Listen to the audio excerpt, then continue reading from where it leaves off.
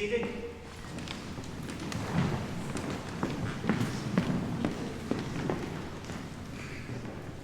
Before we even begin, if you can't see, move. It's not a show, you're not stuck in those seats. Same with you. And I think everybody knows. I'm serious. Move forward, move backwards, make sure you can see, okay? And you can do that even during the ceremony. Before, when I met with Pete and Jordan, I told them they should relax and enjoy this, but I have to do all the work. Yeah. That's true. Nice to see you both. You picked a fine time to get married. What a year we're having. We have fires, we have hurricanes, we have the biggest election of any of our lives, and I'm 72, 73 Christmas Eve, and I can say that. We have a horribly polarized country. And that's not the big news. The big news is the virus. A once in a century pandemic, and you decided to get married right in the middle of it. Given your impeccable timing, I'm almost surprised you didn't pick election night in front of the White House. I would have come. Hopefully to celebrate something. I'm only kidding, as you know. I am allowed to teach. For those of you who do not know, I'm Uncle Max. I have to be Uncle Max because my job just doesn't permit me to do weddings unless they're very close family relationships. So when Liza first and then Jordan asked, I said, sure, but you feel like family to me, and that's the way we'll do it. Today I'm on the Pennsylvania Supreme Court, actually second in seniority on that court, again showing my age. However, 30 years ago, literally 30 years ago, I started my judicial career in the Allegheny County Trial Court, Family Division. And who was among the best known, brightest, most ethical family division lawyers in our county? Jordan, your father. But Jean, Jordan, Liza, Ben. Ben, when you get married, we're going to do it on top of Vail Mountain. That's for last. Okay. I have to see if I can get my back so I can go up there and speak. I actually knew your father before that. He was an Allegheny County public defender. Did you know that? Early in his career. And I was a law student at the district attorney's office interning. And I would sneak away to watch trial lawyers work because I had this idea that I wanted to be a great trial lawyer. And I've never told anybody this story. I could not tell this at Liza's wedding. It was too soon after your daddy passed away. We just couldn't talk about it. But I actually bought my first suits. I really did. At Larry Rubin's on Fifth Avenue. In the colors and styles that your dad had. When I watched him try cases, he was the epitome of success. And I thought if I want to be a successful trial lawyer, that's what I should look like. So I wish I had a cell phone. I would have taken pictures of him. But I went out and I bought it. Well, 15 years passed. He went his way, I went my way. And I'm a new judge, assigned to family division. I know very little family law. It's not what I did. He's a veteran lawyer. He knows everything. And we became very fast friends, as you know. And we saw each other in court almost daily, because he was always there. And we served on the Rules Committee together, Family Division Rules Committee. We served on other committees together. In my capacity, I was at the D Board, where he was head honcho, and on and on and on. So we traveled to every corner of the state together. And over a beer, I can tell you some great stories that are not appropriate for this. But as I say, we were great. So 13 more years passed, almost 14 years. And I decided to run for my current court. And Gary is everywhere to help me. No matter what I needed, no matter what I wanted. Philadelphia trial lawyer support, civil trial lawyer support, criminal trial lawyer support. He was there. And so I won. And he had a lot to do with it. And I wanted to reform juvenile court. I wanted to reform the system in Pennsylvania that allegedly takes care of abused and neglected kids.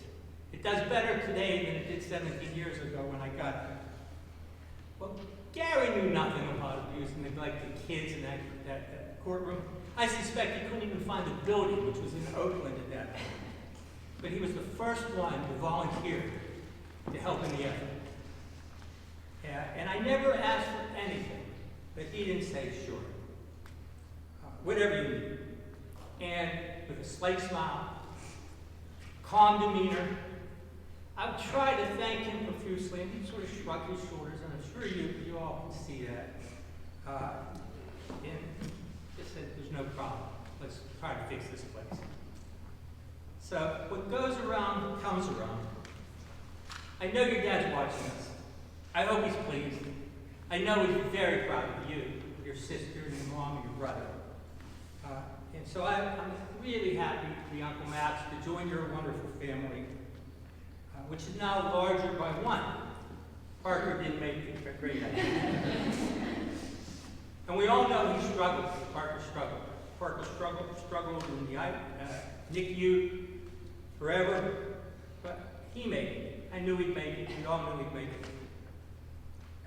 And Jordan tells me now he's a terror. Which is, I think, great, because that's what little boys are supposed to be. I'd be nervous if he was gentle and kind.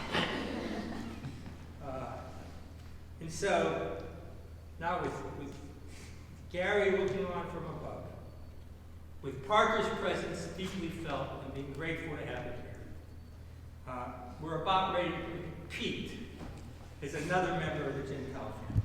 But Bill and Debbie, see you over there. In fairness, we bring Jordan to your family also.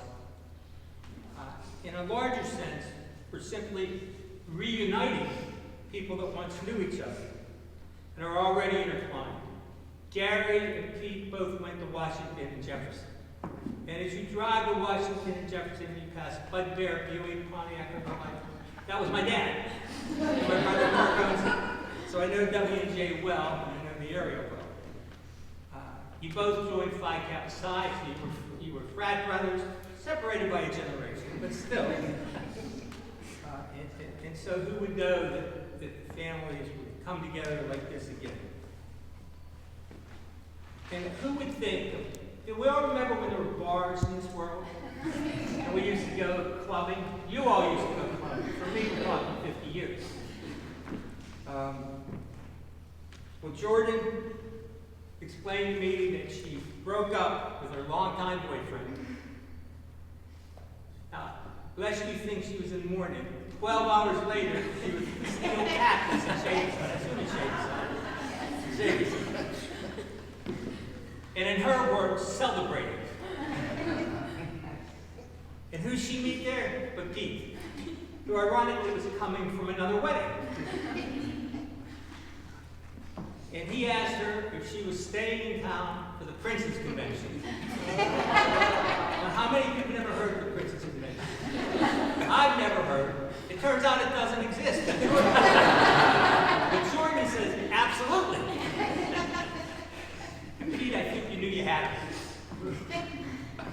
And then he asked her for Thai food in a sketchy place, but with good food. And as they say, that was that.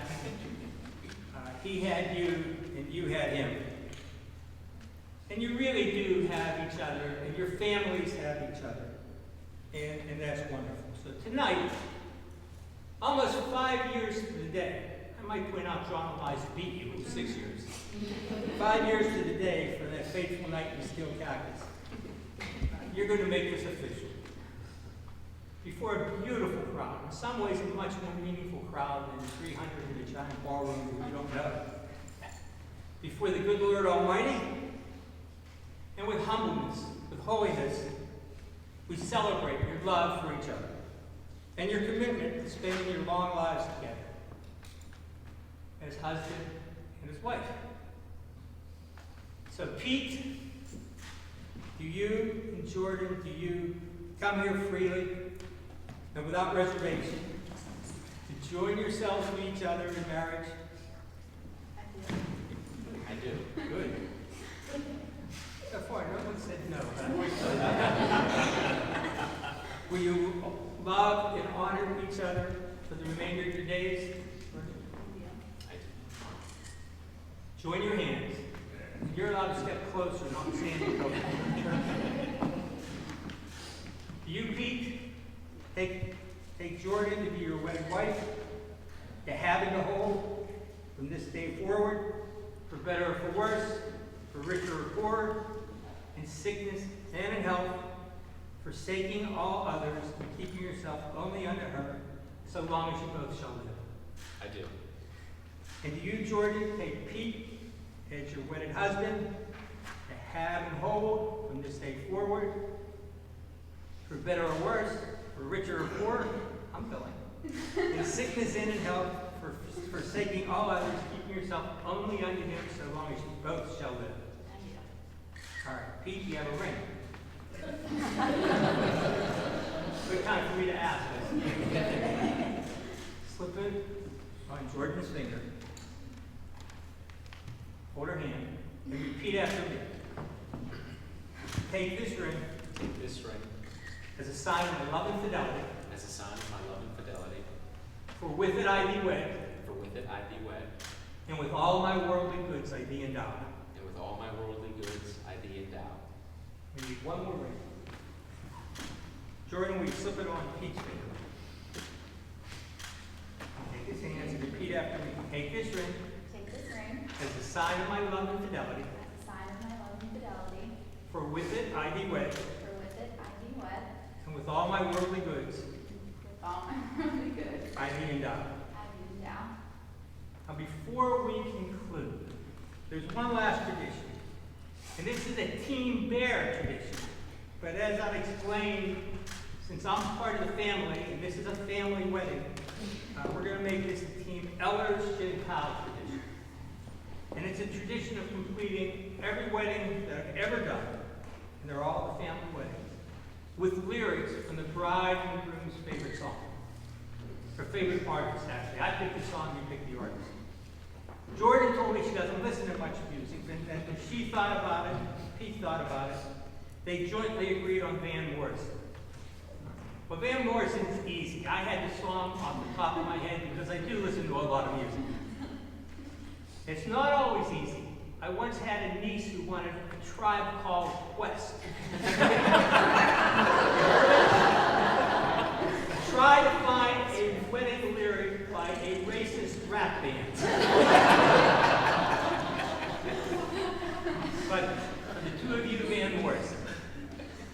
Well, it's a marvelous night for a moon dance, with the stars above in your eyes.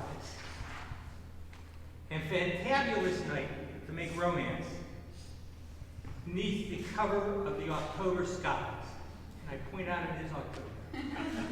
And all the leaves of the trees are falling, to the sound of the breezes that blow. And I'm trying to please to the calling of your heartstrings that play soft and low. And all the night's magic seems to whisper and hush, and all the soft moonlight seems to shine in your blush.